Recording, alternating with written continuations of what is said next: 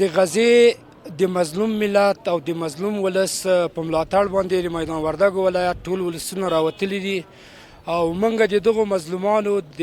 ملاتړ چې موږ خو په لاس باندې څه نشو کولی او فلسطین رانه لرې ده نو دغه همدردۍ لپاره دغه ته راوتلي یو دغه مظاهرې صلحامیزه مظاهره هم کړې ده او د اواز د مظلومانو پورته کوو چې د مظلوم فلسطین کې چې کومه نسل وژنه ده د دنیاوالو نه خصوصا چې د ټولو بشري حقوقو دعوادارانو نه موږ دا هیله ده چې د دغه مخنیوی وکاندي او د مظلوم فلسطین او د غزې په ملاتړ باندې ټولې نړۍ مسلمانان باید پورته سي